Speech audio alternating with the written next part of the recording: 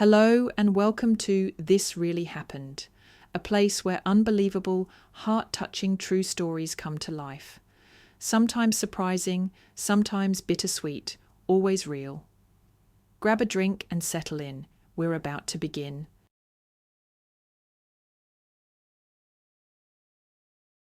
Stepping over the threshold of the entryway, Ethan shivered. The November night enveloped him in a dense, damp darkness, although the clock hands had barely passed 8. A cold autumn downpour lashed down from above, and a piercing wind howled in the crowns of the trees.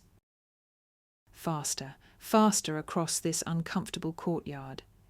His faithful Swallow awaited him by entrance 12, an old but reliable Daewoo Nexia, his breadwinner. How dreary and unwelcoming it was in weather like this. It wasn't for nothing they said that on such an evening even a good owner wouldn't let his dog out. Well, for Ethan, this was actually an advantage. More fares, more chances to earn decent money tonight. By day, he worked as an economist at a bank. The salary was quite respectable by their city's standards. Yet, almost daily, he had to get behind the wheel for a second shift as a taxi driver because there was catastrophically not enough money for his family.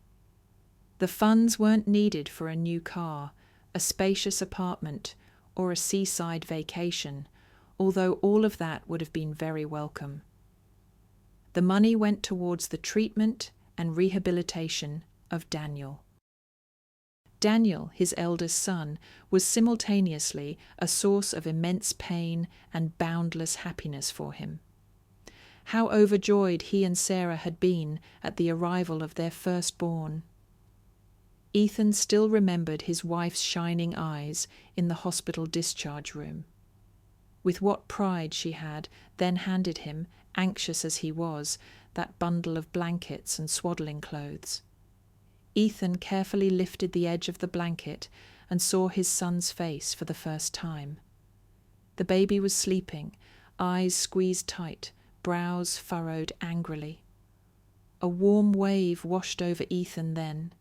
He couldn't believe his happiness. Could this tiny bundle, this little person, really be his child?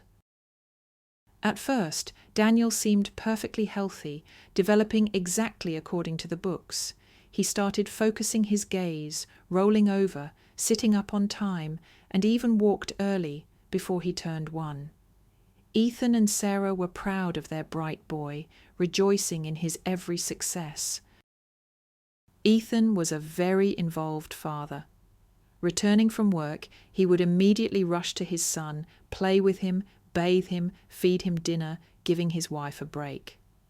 He did this not out of obligation, but because he genuinely loved spending time with the boy, especially since Danny was simply a model child. He grasped everything quickly, didn't throw tantrums. Even as a tiny tot, many things could be explained to him with words, almost like an adult. Of course, Sarah and Ethan often made plans for their son's future. "He's so clever," the happy mother would smile, watching the little one skillfully build a tall tower from a construction set designed for children aged 3 and up. "He'll probably grow up to be a talented engineer or architect," Ethan agreed. It also seemed to him that Daniel was advanced for his age. He saw Sarah's contribution in this, as she spent entire days doing developmental activities with their son, reading fairy tales, introducing him to the world.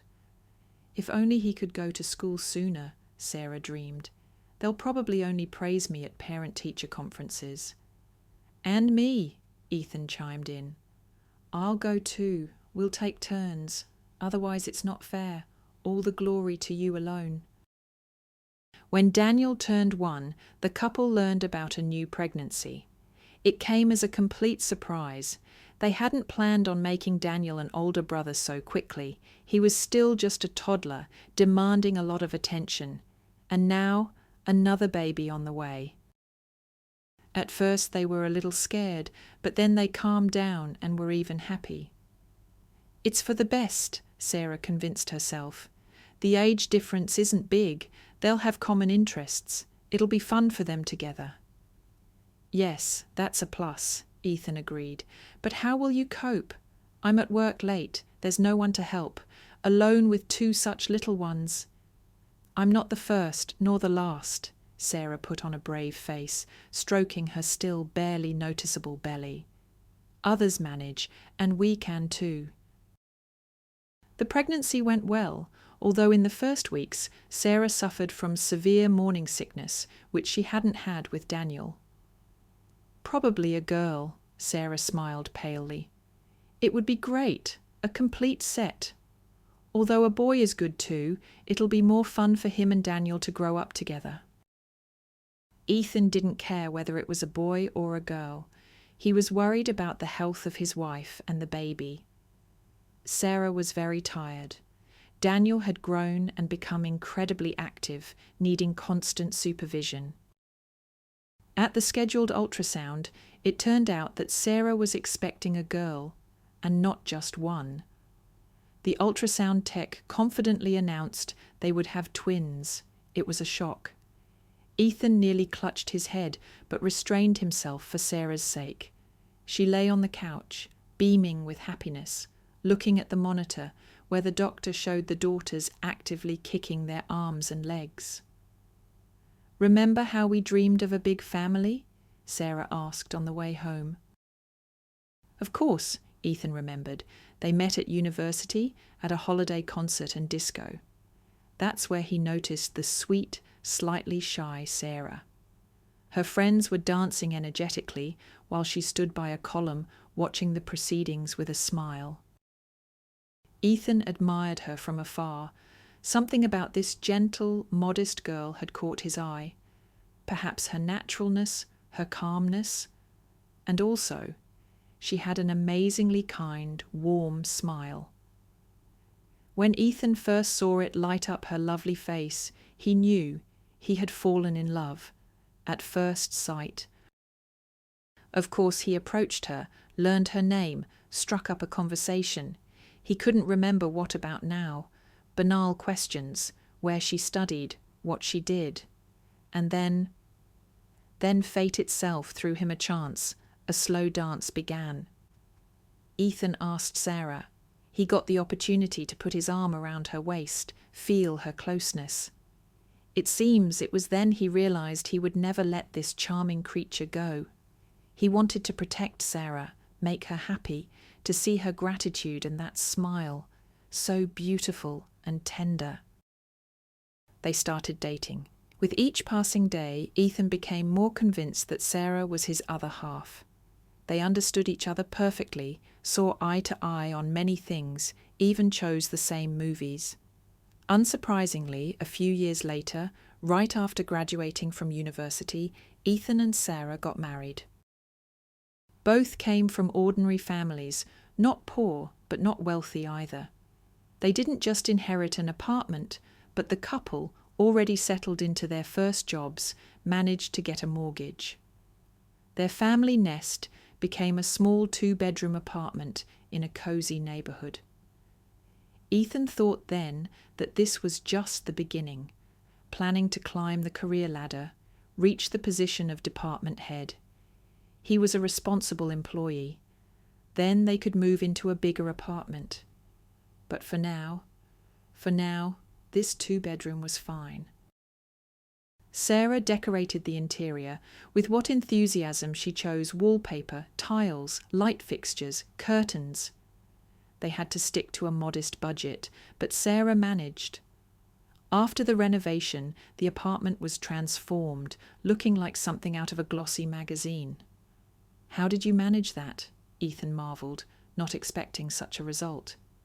Natural talent, Sarah smirked, and it was true. Then Daniel arrived, and now the news about twins. Ethan thought for the first time that he wasn't coping. The family was becoming large, and he still wasn't a department head. His salary had increased, his position was more respectable, but dreaming of a new apartment or car was out of the question. Ethan seriously began thinking about his own business. He didn't yet know that soon they would need a very large amount of money, and not at all for improving their living conditions. Far more pressing needs would arise. When Sarah was in the last months of her pregnancy, Daniel suddenly fell ill. High fever, severe cough. It happened for the first time. Before that, he hadn't even had a runny nose. The young parents were very worried. Ethan took sick leave to be nearby, as Sarah's belly had become huge, making it difficult for her to move. And Daniel, he was very unwell, constantly asking to be held. Ethan rocked him in his strong arms for days. Then the illness retreated, the fever broke, the cough subsided. Sarah and Ethan breathed a sigh of relief. But Daniel had changed. He became completely different. His parents didn't recognize him. The previously cheerful, inquisitive toddler turned into an apathetic, indifferent child. If before he had curiously climbed everywhere, causing trouble, now he just sat in a corner and methodically arranged everything that came to hand in a row. Toys, dishes, shoes, books. Silently, staring at one spot. It seemed Daniel no longer understood speech. He hadn't spoken before the illness either, only babbled, but he understood everything, brought toys, chose food, participated in games.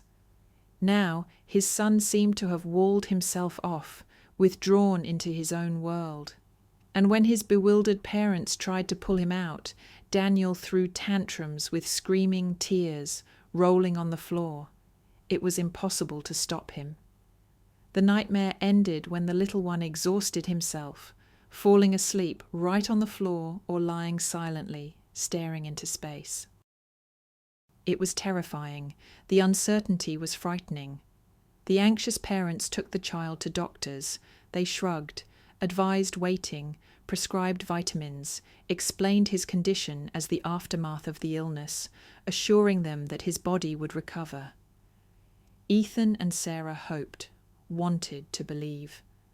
But both already suspected a serious problem. They tried not to share their fears aloud. And then the girls were born, Annie and Lily. As often happens with twins, they arrived prematurely. They were very small, weak. They spent the first month in the hospital in incubators, being cared for. Ethan saw his daughters, tiny, thin, entangled in tubes. They were so different from their older brother, always large, bursting with health. Ethan's heart broke at the sight of these weak, almost transparent creatures. Would they pull through? They pulled through. They were discharged with good weight and encouraging prognoses. Life with newborn twins and a 1.5-year-old son with unclear problems. It was a nightmare. Sarah and Ethan forgot about sleep, slept in snatches, took turns on duty. Ethan still didn't understand how they endured it back then. The girls grew, developed on schedule, delighted with their intelligence, gifted smiles. And Daniel, he retreated deeper and deeper into his own world. He barely reacted to what was happening. Despite being busy, the parents took Daniel to doctors. At first, they saw no abnormalities. Well, what do you expect? The pediatrician shrugged. First the illness, then suddenly 2 younger sisters. Of course the child is in shock. Give him time, everything will sort itself out. But time passed, and things only got worse. Tantrums, restless sleep, repetitive actions. But the scariest thing was Danny's detachment. He no longer smiled at his parents, didn't seek their attention. He paid no attention to his sisters at all, as if they didn't exist. Daniel's peers were starting to talk, trying to play together in the yard. They argued, misunderstood each other, but they communicated, gravitated towards each other. Daniel, however, sat in the corner of the sandbox and spent hours pouring sand from one bucket to another. Sarah and Ethan would have preferred, like other parents, to chase their son around the yard, making sure he didn't fall. But that wasn't happening. Daniel didn't go to kindergarten at the usual time. Sarah didn't send him. He's not ready, she shook her head. Maybe, on the contrary, it would be beneficial. Ethan doubted. He'll start communicating, learn. Sarah just shook her head mournfully. She knew her son best. Her eyes. They were so sad in those moments. Ethan was ready to do anything, just not to see that bitterness, that fear in his beloved's eyes. The worried father managed to get an appointment with a professor, an experienced specialist. He was the one who delivered the terrible diagnosis that shattered all hopes: autism, severe. Yes, initially such children develop normally, then regression occurs, always.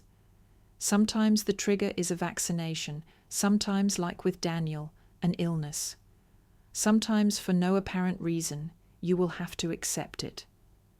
The professor spoke sharply, sternly. Life isn't over, it will just be different.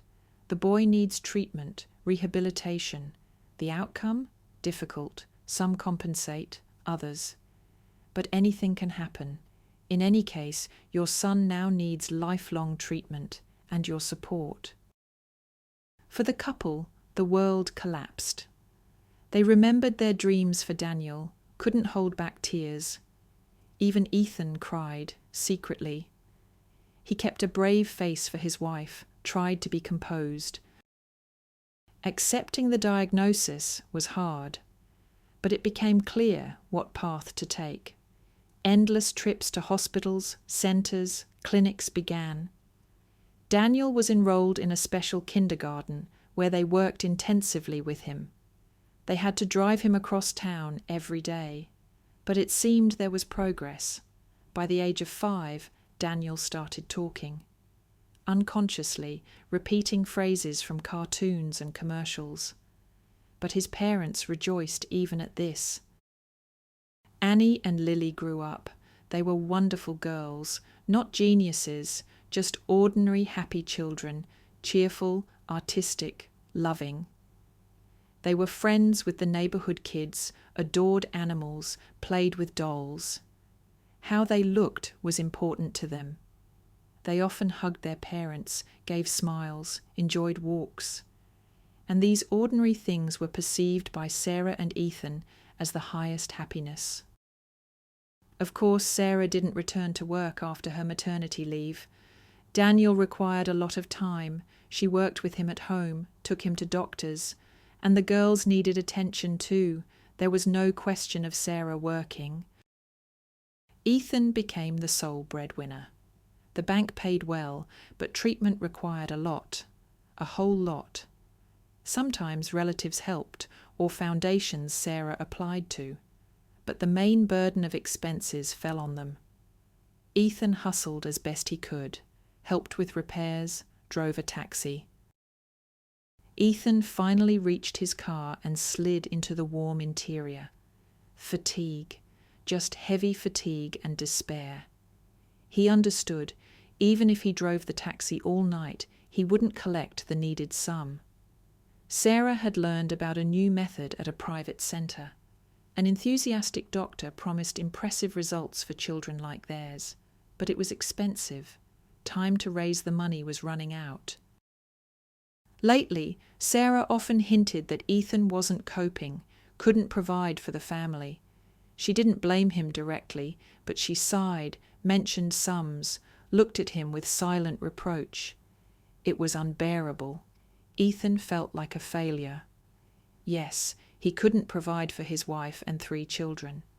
They had been living in the same 2-bedroom apartment for almost 10 years, had never been to the seaside, drove his father's old Nexia, which was already rusting. Most importantly, he couldn't pay for his son's treatment.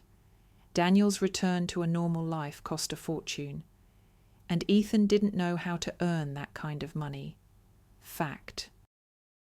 It was hard to constantly feel guilty about the child's condition. It was impossible to get used to. And he couldn't spend enough time with his daughters, always at work or doing side jobs. Annie and Lily adored him, hung on his neck as soon as he came home. It was so sweet, so touching, that Ethan's heart ached. It was a pity they spent so little time together. Sarah was very tired. Over the years of Daniel's illness, she had turned into a thin, exhausted woman with a harsh gaze. She nitpicked at her husband for any reason, poured out her fear and irritation onto him, demanded, argued, sometimes insulted him. Ethan understood her, didn't judge. He pitied her, remembered her, the gentle, tender girl. Sometimes that former Sarah peeked through, and Ethan felt almost happy. But it happened less and less often. Ethan sighed, started the engine. The headlights cut through the darkness of the courtyard. The man pressed the gas pedal and set off to find passengers. In weather like this, there should be plenty. Who wants to get soaked in the rain? Ethan even liked driving the taxi. He met interesting clients. They confided secrets. Over the years, he had listened to countless stories. Maybe someday he would write a book. The evening wore on. Ethan dropped off a few people who had stayed late at work, delivered a package, took a distraught man to the train station. Several hours flew by. Night fell, black, unwelcoming, without a glimmer of light. There were no fares. Ethan didn't like downtime. He lost time and money. Frustrating. He decided to drive around the city, maybe find clients, but the streets were empty, an unsuccessful shift, and the money was so needed for the rehabilitation. Sarah would sigh heavily over his earnings again, or worse, cry. Ethan couldn't stand his wife's tears. It made him feel scared. He drove out of town, onto the bypass, faster to the centre. It was busier there, few cars. The rain poured down like a wall, turned the wipers to maximum, glanced at his phone, almost 2:00. Time to head back soon, had to get up at 7 a.m, needed at least some sleep. Otherwise, he'd mix up the numbers in the report, lose his bonus. Couldn't let that happen. Unexpectedly, the headlights picked out a figure on the roadside. Ethan slowed down, peered closer. Strange. Who would walk along the highway at night in this weather? An inner voice, wise and practical, advised him to drive past. The situation was clearly shady. Ethan had enough problems of his own, needed to earn money. Look for fares, not get involved in something dubious. Home, Sarah. They were waiting for money. Obligations to his family, easier to drive past and forget. But the man had already realized he had stopped. This person clearly needed help. Almost no cars. Maybe he was the last chance? Ethan sighed, made the only right decision. Drawing level with the figure, he braked. Ethan was very surprised to see a girl, very young, almost a child. Under 20, in a wide, clearly men's raincoat, soaked through, shivering. But what was this? The coat tightly hugged a protruding belly. She was clearly pregnant, far along. The picture became even stranger. The stranger looked at him with eyes full of hope and despair. Her face was wet, either from the rain or from tears, more likely from both. The man silently opened the passenger door. The girl slipped into the car, a dirty puddle immediately forming on the floor mat. "Please, let's go," she pleaded. "Quickly, or he'll catch me." Who? Flashed through Ethan's mind again. This poor girl was also being pursued? Maybe he was putting himself in danger, getting involved in someone else's problems. But what choice did he have? Drop her off? Leave her in the downpour on the highway? No, he couldn't. So, if she said faster, then faster it was. Ethan floored the gas pedal. The car shot forward. He didn't think about where to go, just sped along the empty highway. The girl kept looking back. In the warmth and relative safety, she relaxed a little, let her feelings show. Large tears streamed down her cheeks, sobs escaped her chest, but she held back, didn't let hysteria take over. Ethan looked at her with pity. So young, pregnant. What happened? How could he help? "Where are we going?" Ethan finally asked. About 10 minutes had passed. They had covered a decent distance. "To the police?" "No!" The girl shook her head fiercely. "Not there!" Ethan's doubts intensified. Why was she so afraid of the police? What had she done? A chase? She suspected something. What had he gotten himself into? As if he didn't have enough problems of his own. The girl seemed to read his thoughts. "Don't think I'm a criminal. It's just that he has connections there, you understand. When I ran away, he probably reported me, said I stole something or whatever. If you take me to the police, they'll either detain me or, worse, hand me over to him. Do you understand?" "I don't understand anything," Ethan sighed. "Of course," the girl nodded. "You don't know anything. I know that people shouldn't be out on the highway in weather like this, cold and rain, especially young girls in your condition." The strange passenger, as if remembering her pregnancy, gently stroked her belly. "I ran away because of him. Or rather, because of her. I'm having a girl. When I think that she could have fallen into his hands. That terrible man." "What terrible man are you talking about?" Ethan decided to find out the truth. He needed to decide where to take her, and it was time to go home. "He's my husband. Well, almost. We weren't married, just planning to. Now I'm very glad." "Why is he chasing you? Why did you run away? What happened?" The girl, turning around, noticed the headlights of a car catching up, tensed, shrank down, slid down so she wouldn't be seen. The car sped past. The girl exhaled, returned to her seat. Amazing agility for an expectant mother so far along. "Not him," she smiled. "Lucky." "So where should I take you?" Ethan asked. "I need to think," the girl drawled, then introduced herself. "By the way, my name is Vicky." "Ethan," he replied automatically. "Very nice to meet you," Vicky smiled. Ethan chuckled. In such strange circumstances, the conversation suddenly took on the tone of polite small talk. "I'll tell you what happened. Just don't stop. Drive around the city. I'll pay for gas and your time. My father will pay. Believe me." Ethan shrugged.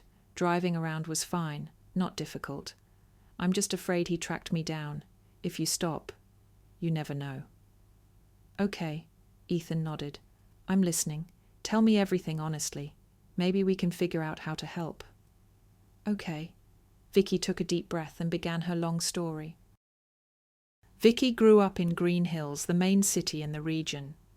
Her father was a successful businessman. Her mother didn't work. Vicky lived in a large house with a pool and garden. Since childhood, she had never been denied anything. The only child of wealthy parents. Expensive toys, resorts, top coaches, designer clothes, an elite school.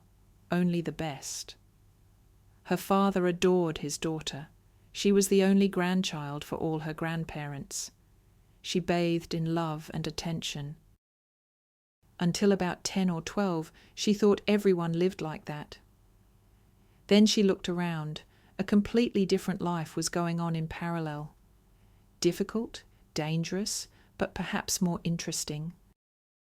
In high school, she became bored. It seemed like everything interesting was passing her by. She had never even been anywhere alone. A security guard picked her up from school, drove her to activities, even accompanied her to the mall. There was no real danger. Her father ran an honest business. The guard was more like a nanny. It made her parents feel calmer. Most of her classmates were similar hothouse plants under supervision. Boring. They never gathered without adults to do something wild. Her father, meeting with friends, would reminisce about his childhood. Vicky listened, not missing a word. Now that was life. Freedom, adventures, dangers. And hers? Vicky knew, after school, she would go to study in Moscow. A place at MSU in a prestigious faculty was already arranged. Her father had taken care of it. She wouldn't live in a dorm, but in a large, stylish apartment near the university. And, of course, a housekeeper and a guard, same as always. A fun student life wasn't in the cards. Her father had no intention of loosening control. True, as she got older, Vicky gained more rights, but still not enough. Her parents considered her small, naive. Vicky tried to talk about freedom, but met with incomprehension. "You are free," her mother shrugged. "You choose your own activities. You dropped math, chose horseback riding, no one said a word. You want to go to Italy, you go. What other freedom are you talking about?" "What you're asking for isn't freedom," her father echoed. "It's neglect. I saw kids like that in my childhood. I was one myself. I was lucky. I made it out. You have a happy life. Don't make things up." Vicky realized she couldn't get through to them. She tried protesting, only achieved visits to an expensive psychologist. The sessions were unpleasant. They spoke to her softly, politely, as if she were crazy. Vicky finished school, the last summer before Moscow. The capital awaited. Something new. Hope for more freedom, despite the observers. Her father hired a housekeeper, almost a nanny, a guard driver, alerted all Moscow relatives and friends to keep an eye on his Vicky dear. A June day. Vicky wandered through the mall in a gloomy mood. She needed a swimsuit for a trip to a European resort. She had plenty of swimsuits. It was just an excuse to leave the house. The boredom was unbearable. Her classmates had scattered. She invented amusements, a grey, monotonous life, well-fed but boring. She lacked adventure, bright emotions. At least the guard stayed in the car, Vicky had pleaded. He called her father, then nodded. At least that. Vicky went to the food court. She was hungry, craving junk food. At home, the cook only prepared healthy meals. She ordered burgers, soda. Making her way to a table, she tripped. Later she realized, over a forgotten toy car. Fate, probably, lost her balance. Falling, she dropped the tray. In slow motion, she saw the brown liquid flying right at her. A second later, pain from hitting the floor and the cold from the soda. Wet, her light sundress ruined, burgers scattered, sauce on the hem. How could she go to the parking lot like this? Everyone would stare. Tears welled up from anger, frustration. And then she felt strong, reliable hands catch her from behind. Someone helped her up. She turned around. Her savior, a young guy, truly handsome, not like her classmates, tall, strong, masculine, muscles under his t-shirt. An athlete, an open face, regular features, a white-toothed smile, hair the colour of ripe wheat. And his eyes, incredible, blue against his tanned face. "Are you hurt?" he asked, looking her over. Vicky blushed, something she hadn't done in a long time. "No, just this." She spread her hands, showing the sundress. The wet clothes clung to her figure, which the guy eyed with interest. Admiration in his eyes. Vicky experienced this for the first time, a chill in her stomach, goosebumps, dizziness. "Yeah, the dress will have to be thrown out. Shame, it really suits you." "Who cares?" Vicky smiled. "How do I get to the car?" "Simple," the guy smiled, took off his t-shirt, handed it to her. "Put this on, nothing will show." "And you?" Vicky asked, surprised, admiring his torso. "Perfect." "What about me?" he smirked. "Let them look. I don't have hang-ups." "Thanks," she smiled, putting on the t-shirt. It smelled of men's cologne. Through it, his scent. Dizziness. She wanted to wear it forever. "I'll walk you," the guy asked. "Of course," she agreed hastily. Good thing he offered. She wouldn't have to invent an excuse. They walked through the mall. He introduced himself. Alex. Vicky gave her name. They walked, chatting about the weather, cars. Easily, naturally, as if they had known each other for a long time. Vicky saw how he looked at her, clearly interested. He didn't hide it. "I really like you," he said at the exit. "Stunningly beautiful and smart. Can I get your number? I'll call. Maybe we can meet up." "Of course," Vicky beamed. A handsome guy asking her out. An adventure. Alex was so real you wouldn't get bored with him. She'd have to be clever to meet him without the guard. But Vicky would figure something out. She dictated her number. He dialed it immediately. His digits lit up her screen. "Wow, what a phone!" Alex exclaimed, seeing Vicky's phone. She blushed. She understood he wasn't rich, didn't want it to matter. "I'll wait for your call," she stammered. Alex stepped towards her, put his arms around her shoulders, kissed her, right in the mall, in the middle of the crowd, for Vicky, the first real kiss. She had tried with a classmate, wet, slobbery, but now, magic, happiness, as if they became one. He held her tightly. She felt his strength, reliability. Her legs buckled, her head spun, butterflies fluttered in her stomach. "Sorry, couldn't help myself," Alex smiled. "You're just so beautiful." "I liked it," Vicky admitted honestly. Alex beamed. That day, Vicky couldn't sleep. Alex sent messages, called her an unreal beauty. In the evening he called, wished her good night. Vicky replied to the messages, wanted to call, hear his voice, confirm his interest, but was afraid of being clingy. They started meeting secretly. Vicky signed up for yoga. The guard drove her to the fitness center, but she didn't go into the studio, instead running around under the stairs. There was a back entrance to the courtyard. She slipped out and into Alex's strong embrace. How good it felt. He made her happy just by being there.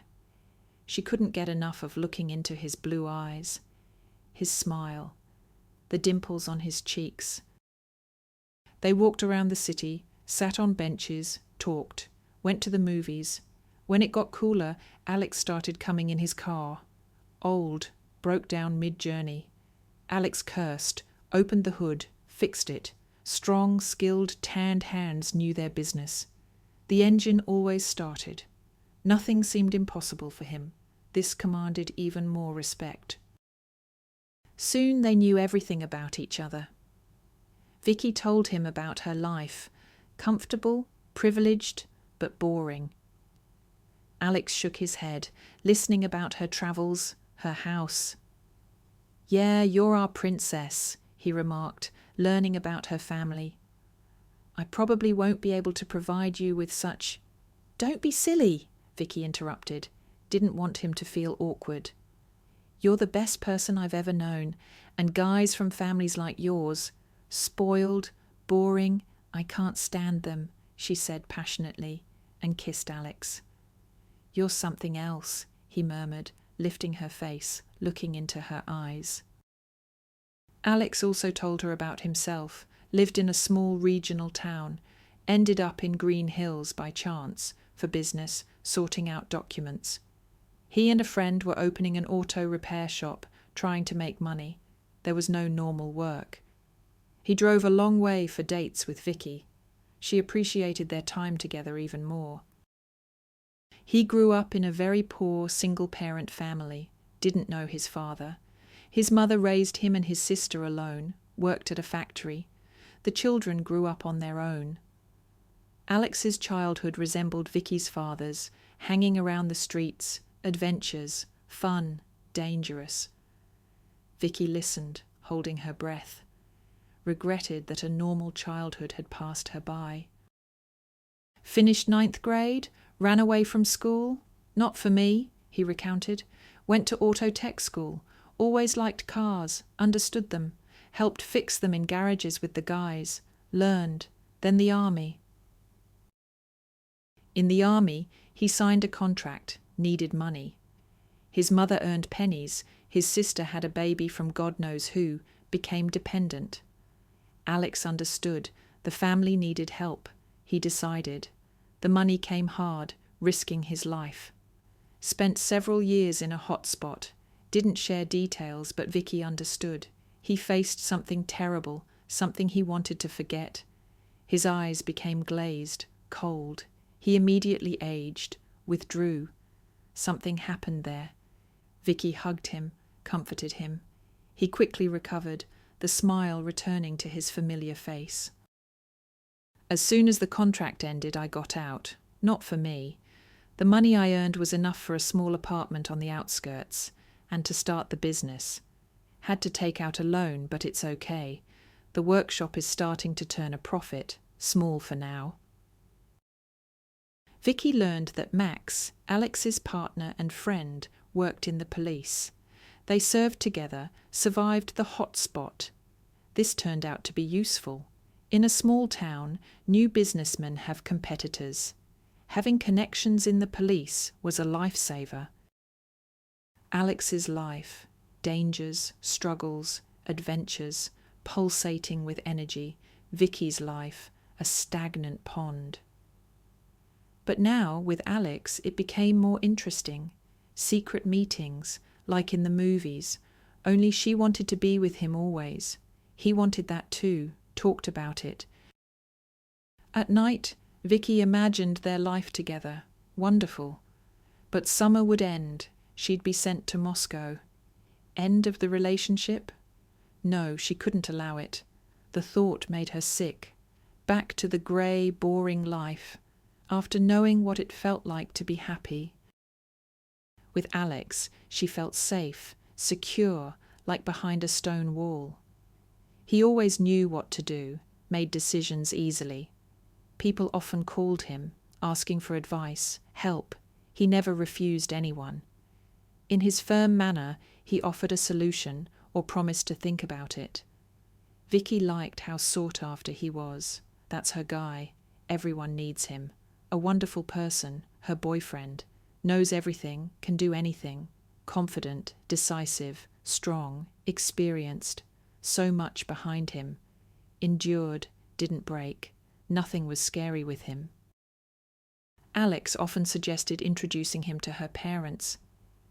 Why are we meeting in secret like kids? I want everything to be proper. I like it, Vicky smiled, fibbing out of happiness. Of course, openly was better, but secret dates were an adventure, and she understood her parents wouldn't approve. They'd lock her up at home or make the guard escort her to yoga. I want to take you to my town, fall asleep and wake up next to you. I dream about it, Alex said, squeezing her hands.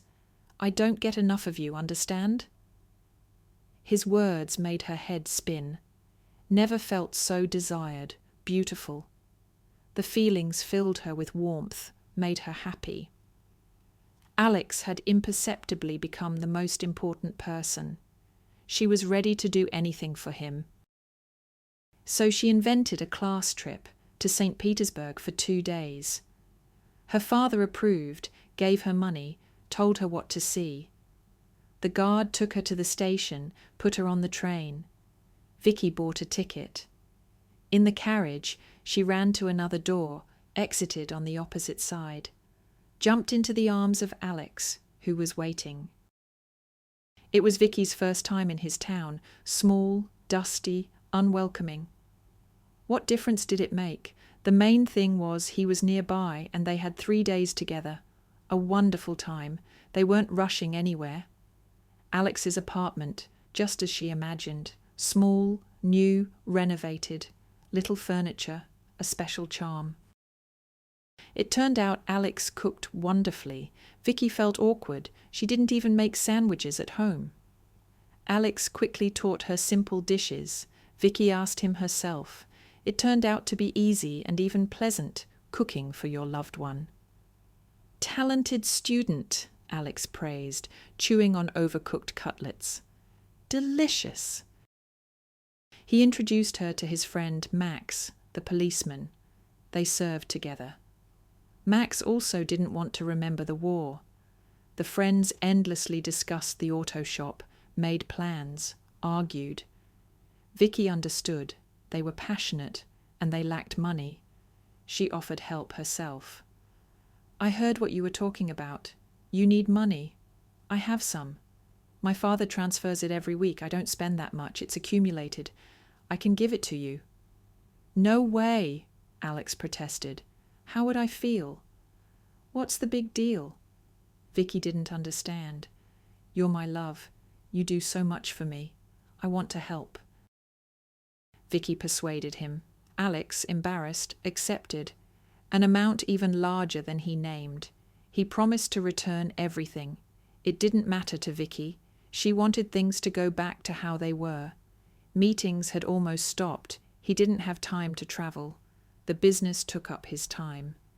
Vicky understood. She had to wait. But she missed him so much. A month flew by unnoticed. Time for Moscow. Vicky knew, but felt as if fate had struck her. The day before leaving, Alex arrived. Vicky asked her parents' permission, needed to go to the store. They didn't send the guard, knew her reaction, and it wasn't far. Vicky slipped into Alex's car, pressed against him, cried, I don't want to part.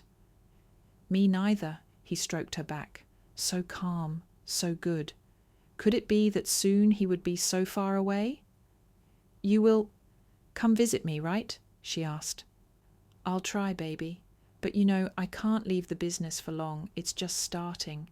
I want to spend every second with you. Me too. But do you understand? I'm working for us, so I can go to your father and ask for your hand. Not as a pauper, but as a successful man. Feel the difference? Yes, Vicky nodded. He was right, but for her, it didn't matter who he was. The main thing was to be near him. Life in the capital differed little from Green Hills. No parents, but the guard shadowed her. The housekeeper fussed over her, couldn't invite friends over, didn't think about parties. Firstly, lots of studying. MSU wasn't high school.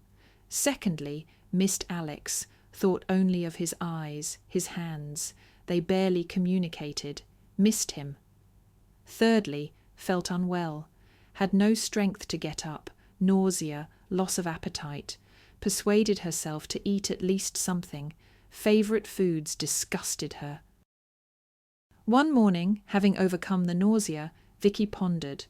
A hunch struck her. That same day she bought a test, used it in the university restroom. 2 lines. Looked at the test, smiled and cried. Simultaneously, couldn't believe her happiness. Yes, there would be difficulties. Couldn't imagine how she'd explain to her parents. But that wasn't the main thing. A baby lived under her heart, their child. A miracle. From the restroom stall, she dialed Alex. Barely saying hello, she announced the news. Silence on the other end. He was processing it. A few seconds felt like an eternity. Realized the news might not have pleased him. A minute ago, hadn't doubted his reaction, but he was silent. Is it definite? He finally uttered. Definite. The test confirmed it. I knew even without it.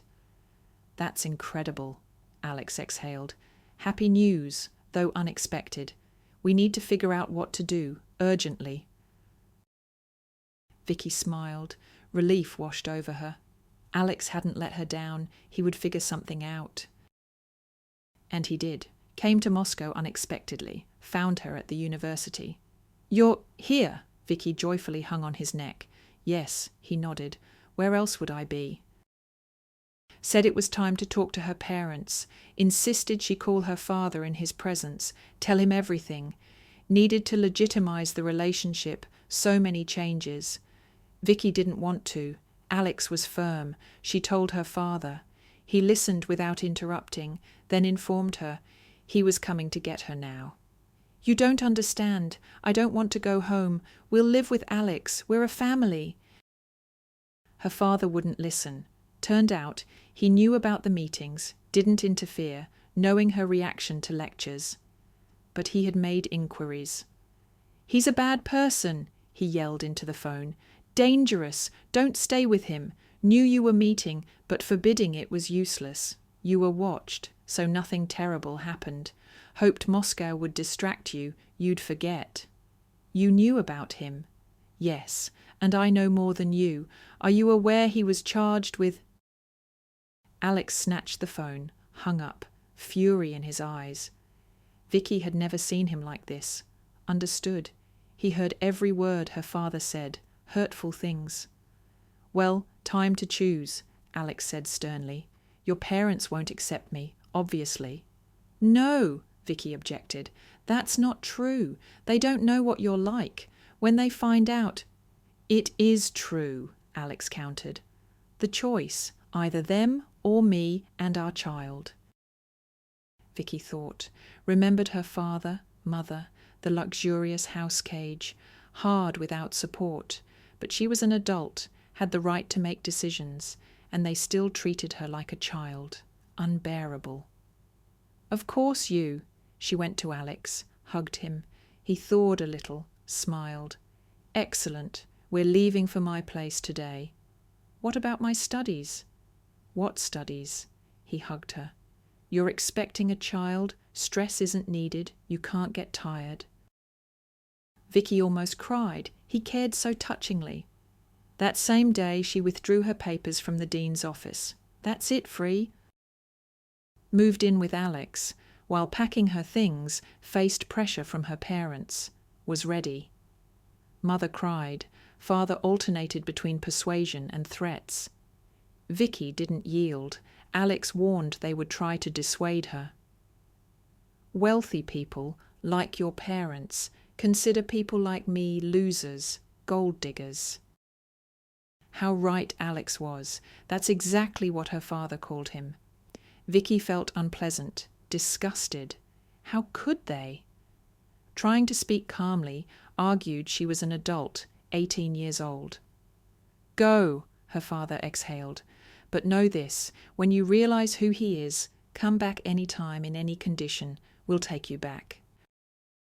Vicky nodded, quickly slipped out of the house, confident she was leaving for a happy life with her love, and soon with a child. Her parents. Eventually they would understand they were mistaken. Alex waited at the gate in his old car, jumped out to meet her, hugged her, took her bag. "Hey you," her father yelled from the balcony. "If you hurt her, there will be trouble." Vicky noticed Alex's eyes flash with fury, but he restrained himself, silently put her in the car, got in himself, started the engine. The girl saw. He wanted to leave as soon as possible. She wished the same. Family life began. They didn't register the marriage. First, Alex wanted to save for a wedding, then Vicky's belly became noticeable, postponed until after the birth. Initially enjoyed the closeness, liked falling asleep and waking up next to him, making breakfast, waiting for him. He cared, bought fruit, asked about her well-being, went with her to the doctor. Vicky felt happy, loved. Alex nearby, daughter soon, how touchingly he behaved at the ultrasound. Almost cried when told it was a girl, showed her on the screen. But time passed. Alex's behavior changed. First subtly, then more noticeably, nitpicking. It started with that. First jokingly, then seriously, irritably reproached her for poor housekeeping. Where could she have learned? Always had help at home. Vicky knew how to cook. Alex taught her. Wiped dust, did laundry. He demanded more. Dirty floors, messy things. A smudged refrigerator bothered him. Called her sloppy, incompetent, dirty, sighed, started cleaning himself. Vicky felt sorry for him, experienced burning shame. He masterfully instilled guilt. Later found out he drank heavily, could drink at home or come home tipsy, explaining it was someone's birthday. Groups gathered at their place. Max almost always came. Vicky didn't like him, fake, selfish, unpleasant. Looked at her suggestively, made lewd jokes. Alex didn't react. It was hurtful. Alex looked up to his friend like an idol. Max supposedly saved his life during service. Alex went to work every day, at different times, sometimes morning, sometimes around lunch, worked at the local factory, developed his business on the side. Money was catastrophically short. Fortunately, Vicky brought valuable items, jewellery, designer clothes. All this was slowly sold off for Alex's needs. Often lacked money even for food. The auto shop brought no income. Alex explained it was the initial stage, said it was always like that. But one day Vicky suspected there was no auto shop. Max unwittingly confirmed the guess, laughing when Vicky mentioned her husband was a businessman. Quickly composed himself, but Vicky understood. Thought then he was lying to look better. Pushed away the thought she gave him money for a non-existent business. Didn't communicate with her parents. Alex didn't forbid it directly, but she knew it displeased him. Didn't want to anger him. Yes, still loved him then, despite the insults. Somehow sincerely believed she deserved them. One day clearly realized she was unhappy with Alex. He distanced himself, became a stranger, only nitpicked, demanded obedience and housekeeping feats. Meanwhile, money was acutely short, not just for baby clothes, but for groceries. Alex earned almost nothing, lived off selling Vicky's things. Funds were running out, a couple of rings, a chain, a brooch left in the jewellery box, the rest at the pawn shop. Vicky realised she made a mistake, but how to return to her parents after that conversation? Would have to admit they were right, make herself look like a foolish girl. Ashamed. Stayed with Alex, hoped for the best, tried to measure up. And then he hit her for the first time, the day there wasn't enough money for expensive pills prescribed at the clinic. Where am I supposed to find that kind of money? Not a millionaire? Ask your daddy. This child is his granddaughter. My daddy? Vicky repeated. Maybe I should just go back to daddy then? What good are you as a husband? Before finishing, realised mistake. Alex's face flushed crimson, eyes widened, gaze furious, terrifying. So that's what you think of me? He yelled, sweeping plates off the table. No better than your parents. Think poor people are second-class citizens. Then insults, swearing. Vicky stood, stunned by the fury, didn't recognise him. Could she have loved this terrible man? He hit her across the face, so hard she couldn't stay upright, fell onto the sofa. Cheek burned, tears spurted. Alex froze, apparently surprised himself. Swore, went into the other room, slamming the door. A few minutes later, rushed out of the house without a word. Came back near morning, drunk, not aggressive. It happened again. Physical abuse became commonplace. Having allowed himself once, couldn't stop. Regularly received slaps, shoves for unwashed dishes, a burnt pie, extra questions. Once threatened police. The guy laughed. Go complain. Forgot where Max works? Rose to high rank? Connections everywhere? What will happen to your report? Alex couldn't be scared. Of course her patience snapped, decided to leave, but he didn't let her. Seeing the packed bags, took her key, stood in front of the door, begged, asked forgiveness, promised to become a loving husband, called himself names, assured everything would be fine now. Vicky faltered, threw herself into his arms, was sure the terrible part was over. But nothing changed. Reproaches, nitpicking, physical abuse, drinking. Vicky packed her things again. This time Alex didn't apologize, roughly pushed her from the door, took her phone and key. Vicky sobbed, begged him to let her go. Why do you need me if you don't love me? Let me leave." "You're carrying my child," he explained. "Give birth, leave the daughter with me, and go wherever you want. Can't let my daughter grow up without a father. I grew up without one. It's hard." Then Vicky first thought Alex might be mentally unstable.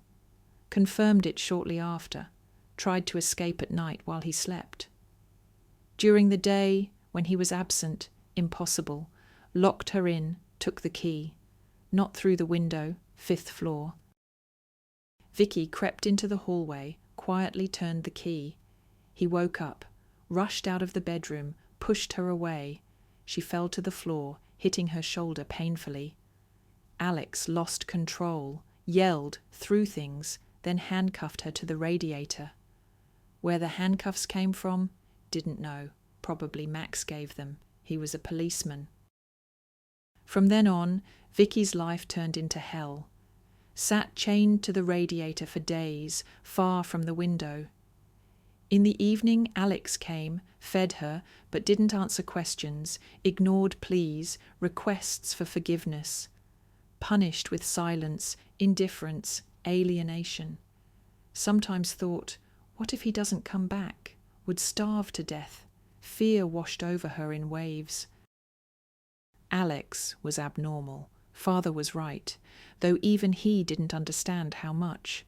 Otherwise would have kept her, a terrible, dangerous man, unaware of his actions, and she, his victim. The apartment where she was happy became a prison. Once, not really hoping for an answer, dared to ask, "What's next? Labour is coming soon. Will I give birth in handcuffs?" "Yes," he simply replied. "So what? Watched lots of videos. The process is disgusting, but not hard. Nature will take care of it." "Give birth here?" She was horrified. "Yes," he nodded. "Then I'll take the baby. You're free. Be patient, not long now." Vicky went cold, not joking, not scaring her, really intended to do this. Abnormal. How hadn't she noticed before? Understood. Home birth without doctors would end badly. For her, for the baby, most likely for both. Had to act, urgently, couldn't sit idly by. One day, a convenient opportunity presented itself. Alex's friends came over, Max, the unpleasant type, possibly just as abnormal, and an older man. Settled in the kitchen, drank, smoked, had a good time. The unfamiliar guest asked why his wife was chained up. Alex lied about a diagnosis, an episode, danger to herself and the baby, had to take measures. Spoke convincingly, Max chimed in. The guests sympathized. The evening wore on. Vicky waited for her moment. Fate took pity. The unfamiliar guest approached, crouched down with a pitying face. Ah, so young, and such a misfortune. Alex and Max got drunk. The stranger was also barely standing. "Please, give me the key. It's in Alex's jacket pocket," Vicky asked. "Why?" The man became wary. "I need the restroom," she feigned drowsiness, blinking cloudy eyes. "It's okay. Alex always lets me go." "Yeah," the man tried to process. "Why don't you ask him?" "He gets very upset when I ask. An unnecessary reminder of my condition. Don't want to spoil his mood." Vicky said the first thing that came to mind, didn't count on success, but it worked.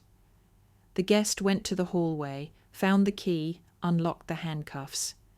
"Vicky, where did the strength come from?" Rushed to the hallway, grabbed the first coat she saw, Max's raincoat, dashed out the unlocked door. Understood, had to hurry. The man surely told Alex. He'd be furious. Scary to imagine what he'd do if he found her. Flew out into the black November night. Late, but buses were running. Ran without looking where she was going. Change in the coat pocket. Very handy. The icy wind and rain chilled her to the bone.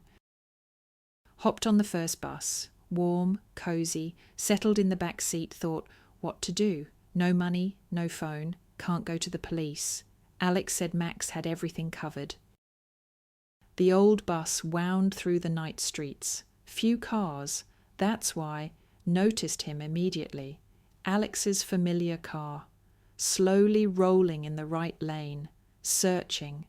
Alex driving. He could barely stand. Vicky ducked below the window, almost lay down. The conductor was perplexed.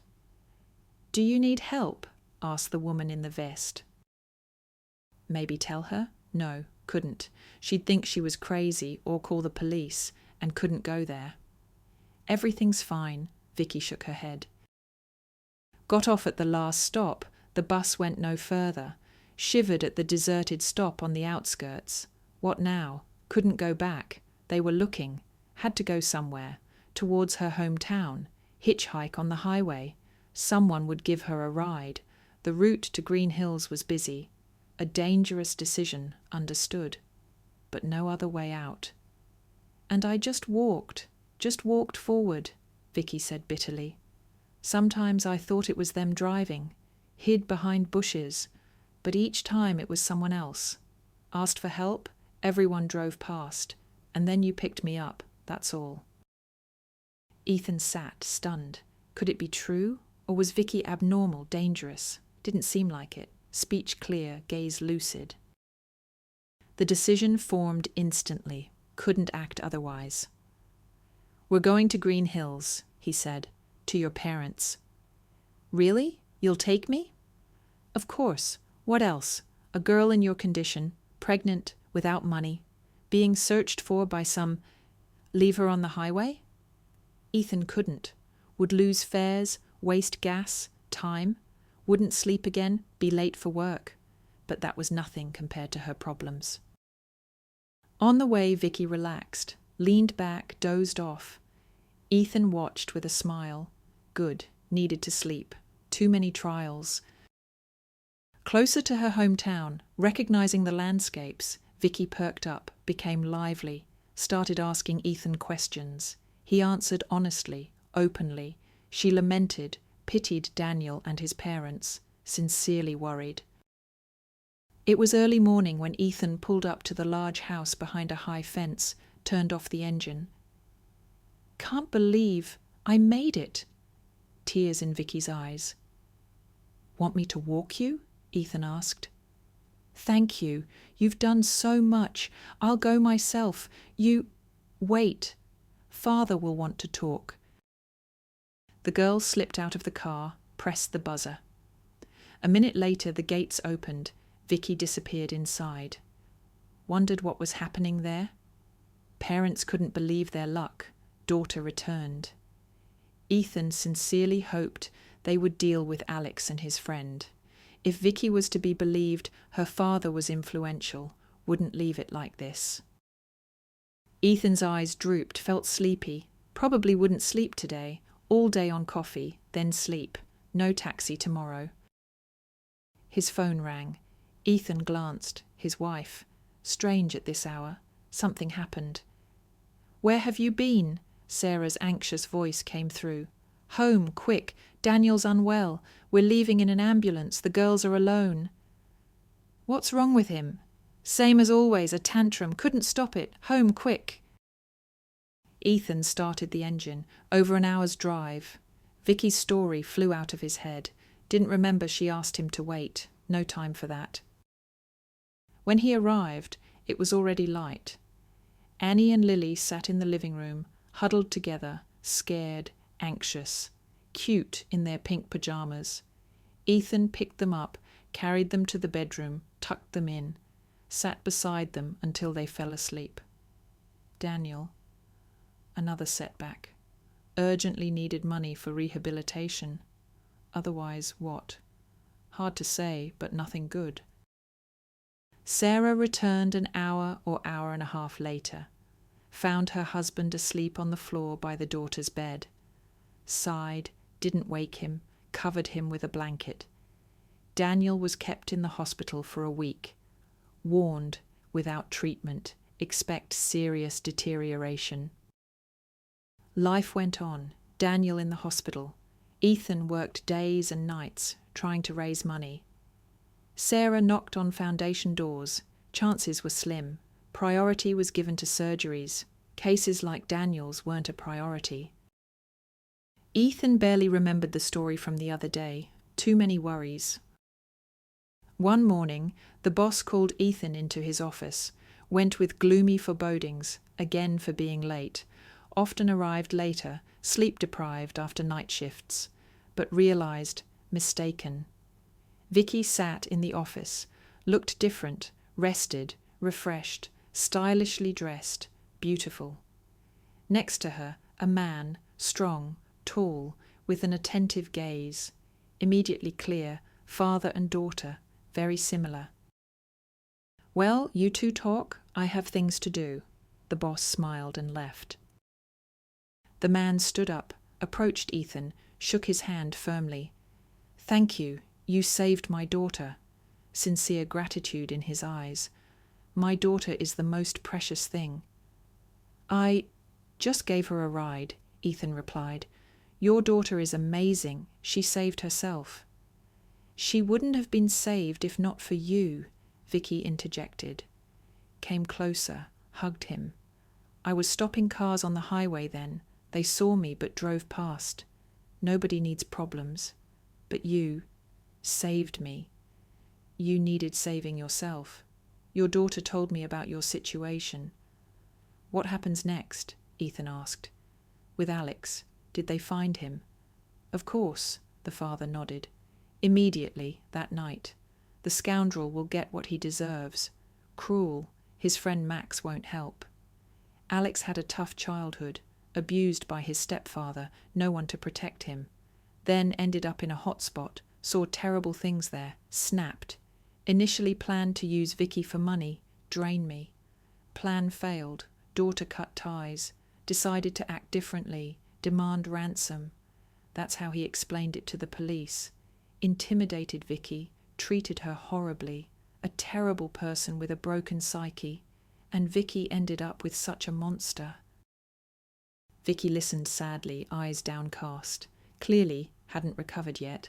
Would she? "We want to help your son," Vicky suddenly addressed Ethan. "Daniel." "Yes!" The father became animated. "Learned about the diagnosis. Contacted doctors in St. Petersburg. They're waiting for the child at the rehabilitation center with the family. Your hotel is paid for. Daniel will receive treatment. You can explore St. Petersburg. Lots of interesting things for the daughters. The doctors at the center are the best. They pull through even tougher cases." "I need to talk to my wife." Ethan couldn't believe it. Problem solved? "She knows everything," Vicky's father smiled. "We talked. She's packing suitcases. Your wife was happy not only about Daniel's treatment," Vicky chimed in again. "Sarah smiled and said her husband is the kindest, most noble man. She's happy about that." Ethan felt a warmth spread through his soul. The world became brighter, lighter.